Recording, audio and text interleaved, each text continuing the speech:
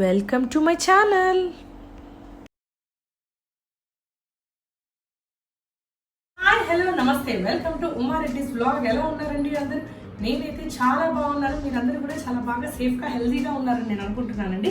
అలాగే ఈరోజు నేను ఒక మంచి రెసిపీతో వచ్చానండి. రెసిపీ అంటే ఒక మంచి ఔషధం లాంటిది, అంటే కషాయం అండి. ఒక కషాయం చేసి చూపించాలనుకుంటున్నాను. కరోనా వైరస్ కదండి, ఇప్పుడు ఎవరికి ఎక్కడ ఎలా వస్తుందో మనకి ఇప్పుడు తెలియదు. మనం ఎంతో జాగ్రత్తగా ఉండాలి.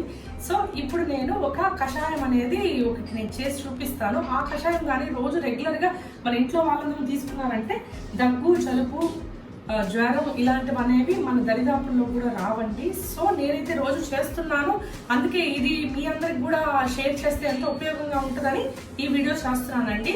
కష్టమైనా నష్టమైనా మనం ఇది బాగున్నా బాగలేకపోయినా కూడా ఇది మనం తాగాలి. అలాగే పిల్లలకి బలవంతంగా అయినా మనం ఈ కషాయం అనేది మనం ఇవ్వాలి. సో ఇంకెందుకంటే టైం వేస్ట్, దీనికి కావాల్సిన ఇంగ్రీడియంట్స్ ఏంటో, దీన్ని తయారు చేసే విధానం ఏంటో మనం చూద్దాము. వచ్చేసరికి మనకి వాము, మిరియాలు, అలాగే జీలకర్ర అండి.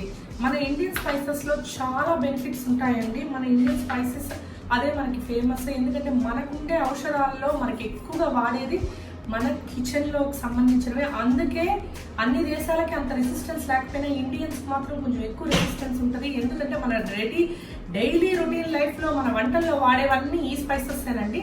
సో ఈ మూడింటితోటి ఒక కషాయం అనేది నేను ఇప్పుడు చేసి చూపిస్తాను మీకు. తప్పకుండా ఆ కషాయం చెయ్యండి, తాగండి. అలాగే బాగా అనిపిస్తుంటే మీ ఫ్రెండ్స్ అందరికి కూడా షేర్ చేయండి. ఓకేనండి. సో ఇంకెందుకండి టైం వేస్ట్, మేకింగ్ కషాయం. బ్యాక్ అండి, నేనైతే గ్లాస్ బౌల్లో మీకు చేసి చూపిద్దాం అనుకుంటున్నాను. చూడడానికి బాగుంటుంది, చేయడానికి కూడా బాగుంటుంది. ఇది నేను అమెజాన్లో తీసుకున్నానండి, హీట్ ప్రూఫ్. సో ఇప్పుడు నేను గ్లాస్ బౌల్లో నేను చేసి చూపిస్తాను. అలాగే దీనికి సంబంధించిన లింక్ కూడా నేను డిస్క్రిప్షన్లో ఇస్తాను. మీకు ఒకవేళ ఇంట్రెస్ట్ ఉంటే మీరు పర్చేస్ చేసుకోవచ్చు. సో లెట్స్ స్టార్ట్ మేకింగ్ కషాయం. ఇప్పుడు మనం గ్లాస్ బౌల్ని మన గ్లాస్ బౌల్లో మనం 1 గ్లాస్ ఆఫ్ వాటర్ పోసుకోవాలండి. వాటర్ బాయిల్ అయిన తర్వాత మన 3 ఇంగ్రీడియంట్స్ అనేది మనం యాడ్ చేయాలండి. 1 టేబుల్ స్పూన్ ఆఫ్ మిరియాల పొడి, pepper powder, 1 table spoon of jeera powder, జీలకర్ర పొడి, అలాగే వాము అండి. సో ఈ 3 యాడ్ చేసుకొని మనం బాయిల్ అయ్యే వరకు వెయిట్ చేయాలి.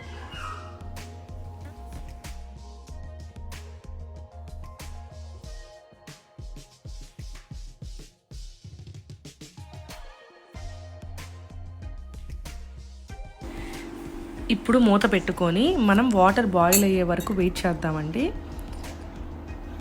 చూసారు కదా, వాటర్ బాయిల్ అవుతుంది.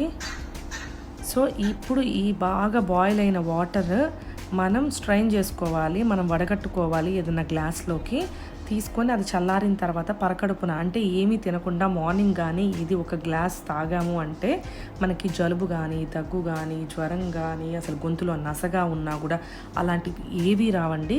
సో తప్పకుండా ట్రై చేయండి. అలాగే మీకు ఎలా వచ్చిందనేది మర్చిపోకుండా నా కమెంట్ సెక్షన్లో పోస్ట్ చేయండి. ఈ ఇన్ఫర్మేషన్ అనేది ఎంతో ఉపయోగపడుతుందండి నలుగురికి. సో తప్పకుండా నా కమెంట్ సెక్షన్లో పోస్ట్ చేస్తారని నేను అనుకుంటున్నాను. Welcome back. చూసారు కదండి, మన కషాయం ఎంత బాగుందో.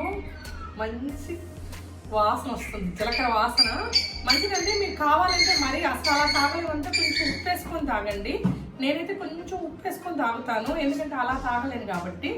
సో పరకడుపున పొద్దున్నే లేచి ఇది కానీ తాగామంటే మనకి దగ్గు, జలుబు, జ్వరము, అసలు ముక్కుల్లో ఏమున్నా అసలు మొత్తం క్లియర్ అయిపోతుంది.